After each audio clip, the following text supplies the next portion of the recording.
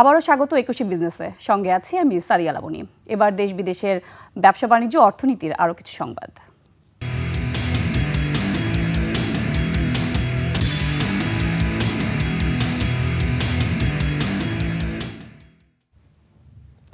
নতুন উদ্যোক্তাদের জন্য ৮০০ থেকে ৯০০ কোটি টাকার তহবিল গঠনের পরিকল্পনা করছে বাংলাদেশ ব্যাংক।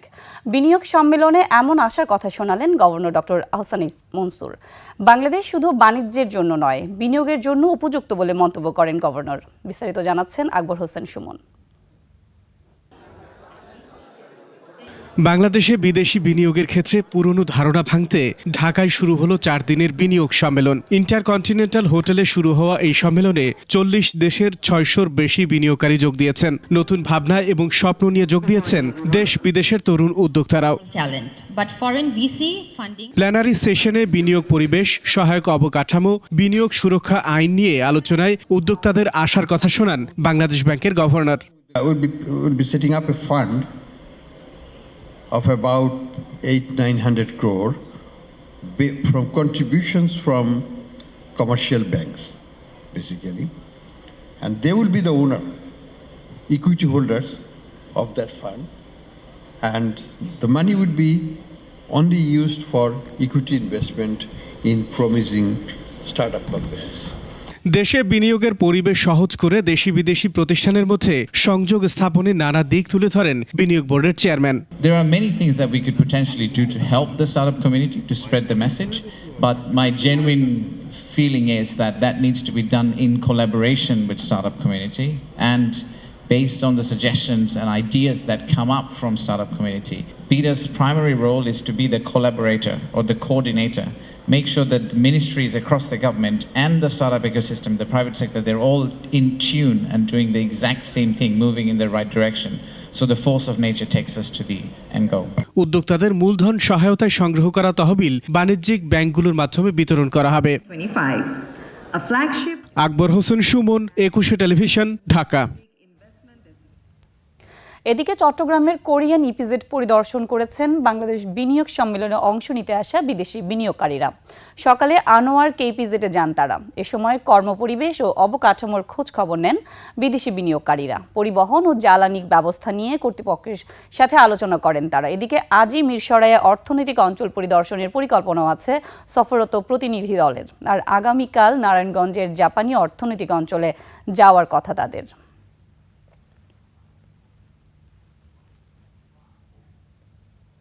যুক্তরাষ্ট্রে রপ্তানি হওয়া পণ্যের উপর বাড়তি শুল্ক আরোপের পর প্রেসিডেন্ট ডোনাল্ড ট্রাম্পের সঙ্গে আলোচনা চেয়ে 50টিরও বেশি দেশ যোগাযোগ করেছে বলে জানিয়েছে হোয়াইট হাউস। যুক্তরাষ্ট্রের অর্থমন্ত্রী স্কট বেসেন্ট ও হোয়াইট হাউসের জাতীয় অর্থনৈতিক পরিষদের পরিচালক কেভিন হ্যাসেট এ তথ্য জানিয়েছেন। এবিসি নিউজকে কেভিন হ্যাসেট জানান, এই দেশগুলো বুঝতে পারছে যে শুল্কের বোঝা মূলত তাদের উপরই পড়ছে, যদিও এর ফলে যুক্তরাষ্ট্রের ভোক্তারা বড় কোনো মূল্যস্ফীতির মুখোমুখি হবেন না। ট্রাম্প বিশ্বজুড়ে আকস্মিকভাবে শুল্ক আরোপ করায় অর্থনৈতিক অস্থিরতা দেখা দেয়। তবুও রিপাবলিকান প্রেসিডেন্ট অনড় অবস্থানে থেকে জানিয়েছেন তার নীতিতে কোনো পরিবর্তন আসবে না।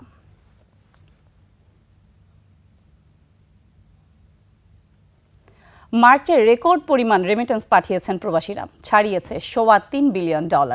বিশ্লেষকদের মতে ঈদ উৎসব এবং হুন্ডির প্রবণতা কমায় বেড়েছে রেমিটেন্স। এটিকে মাসে $4 থেকে $5 বিলিয়ন উন্নীত করা সম্ভব বলেও মনে করেন অনেকে।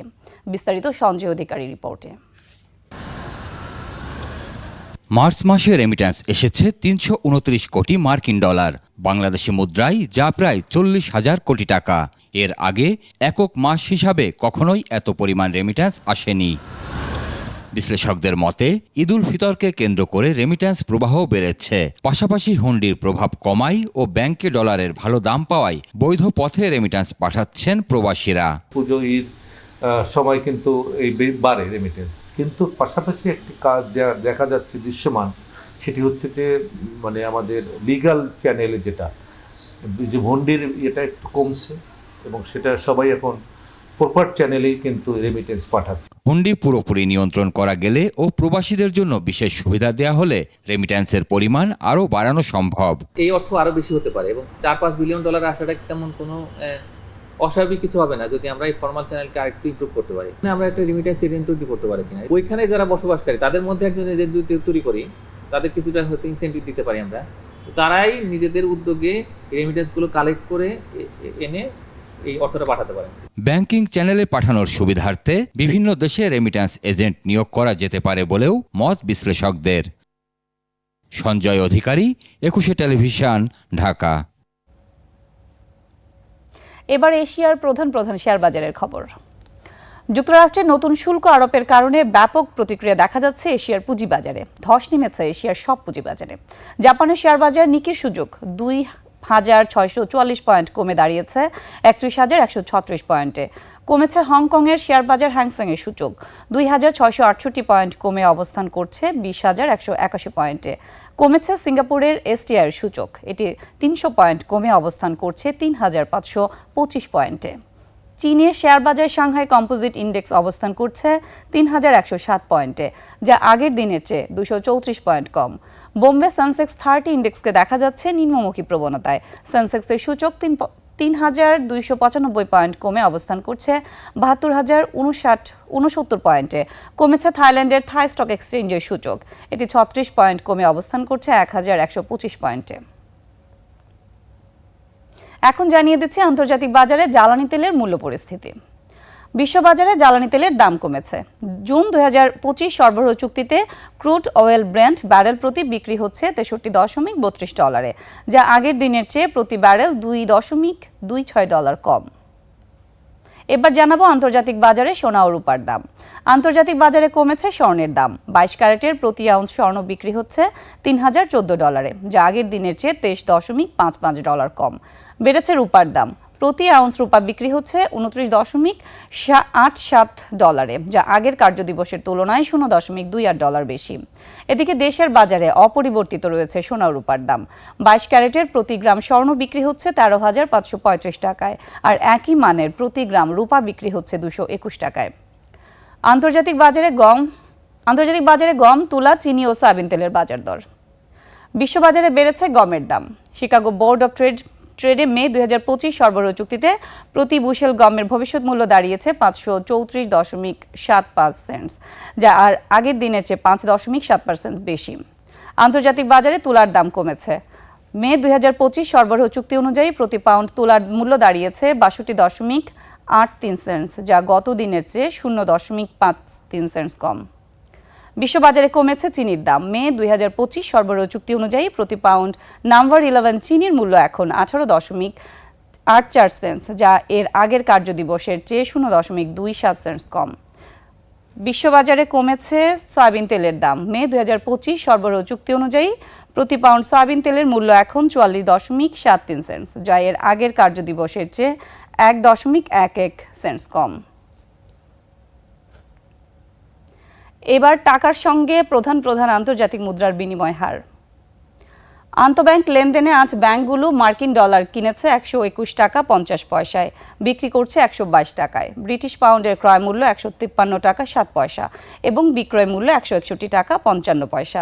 ইউরোর ক্রয় মূল্য 131 টাকা 41 পয়সা, বিক্রি হচ্ছে 137 টাকা 67 পয়সায়। জাপানি ইয়েন ক্রয় হচ্ছে 79 পয়সায় আর বিক্রি হচ্ছে 87 পয়সায়। এদিকে ব্যাংকগুলো কানাডিয়ান ডলার কিনছে 84 টাকা 90 পয়সায়, বিক্রি করছে 87 টাকা 52 পয়সায়। ভারতীয় রুপির ক্রয় মূল্য 1 টাকা 34 পয়সা, বিক্রি হচ্ছে 1 টাকা 51 পয়সায়। সৌদি রিয়ালের ক্রয় মূল্য 32 টাকা 27 পয়সা এবং বিক্রয় মূল্য 32 টাকা 93 পয়সা। মালয়েশিয়ান রিঙ্গিত ক্রয় হচ্ছে 27 টাকা 3 পয়সা এবং আন্তঃব্যাংকে বিক্রি হচ্ছে 27 টাকা 79 পয়সায়। দর্শক, এরই সঙ্গে শেষ করছে আজকের 21 বিজনেস। আগামীকাল দুপুর 1টায় আবারও ফিরে আসবো 21 বিজনেসের সব আয়োজন নিয়ে। দেখার আমন্ত্রণ রইল। 21-এর সঙ্গেই থাকুন।